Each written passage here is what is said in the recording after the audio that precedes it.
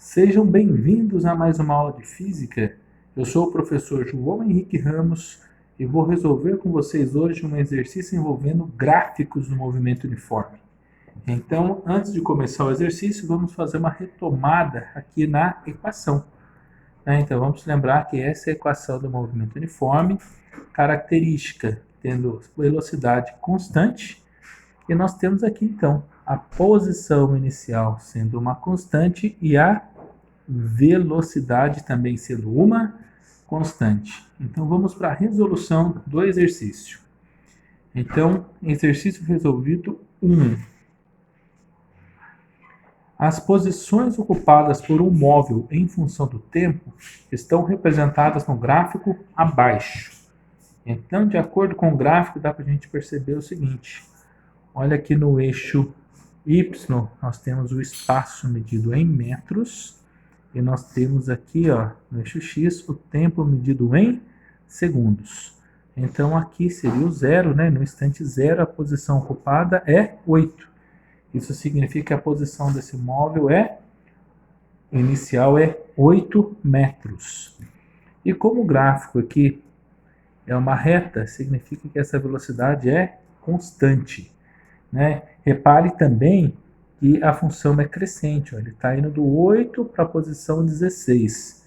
Então, quando nós formos classificar o movimento, vamos lembrar, ele pode ser progressivo ou ele pode ser retrógrado. Então, quando que o movimento é progressivo? Quando ele vai da posição menor para a posição maior, que no caso do 8 para o 16. Se fosse decrescente, vamos supor do 16 para o 8, por exemplo, ou do 16 para o 0, seria um movimento retrógrado, então a velocidade seria negativa. Então vamos responder aqui. Classifique o movimento. Então esse movimento, ele é movimento uniforme. Como que eu sei que é movimento uniforme? Porque o gráfico é uma reta.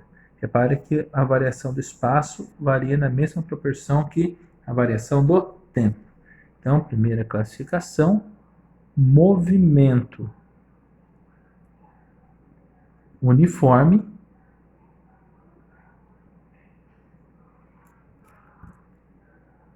retrogrado.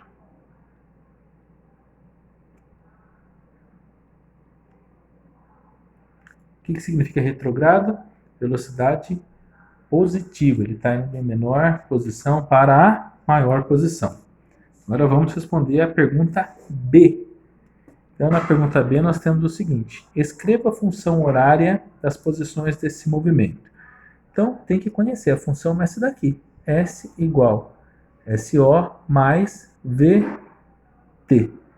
A partir de agora, é só substituir as constantes. Então, o que é constante nesse movimento? A posição inicial. Então, olhando lá no gráfico novamente, a posição inicial é 8. Então, significa que minha posição inicial SO aqui vai ser 8. Mais a velocidade. Então, vamos encontrar a velocidade aqui. Analisando o gráfico, vamos lembrar que a velocidade ela é a variação do espaço pela variação do tempo. Então, vamos pegar aqui, olha. Vou traçar uma linha aqui só para facilitar, tá? Então, aqui eu tenho a variação do espaço, a variação do espaço ΔS. E aqui eu tenho uma variação do tempo ΔT. Então, minha variação do espaço, começa do 8 e vai até o 16. Do 8 até o 16, 16 unidades. E o tempo, aqui é 0, vai até 4, 0 até 4, 4 unidades. Ok? Perdão, tem um equívoco aqui, né? Do 8 até o 16 é 8. Então, vamos arrumar aqui. 8.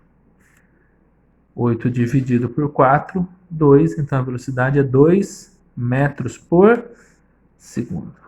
Então, se a velocidade é constante e ela vale 2 metros por segundo, então vamos voltar aqui.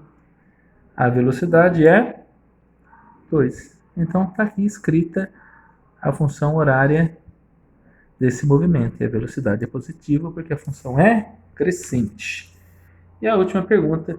Qual posição o móvel irá ocupar no instante 10 segundos? Bem, para achar essa posição, basta substituir o t por 10. Então fica assim, S igual a 8 mais 2 vezes T.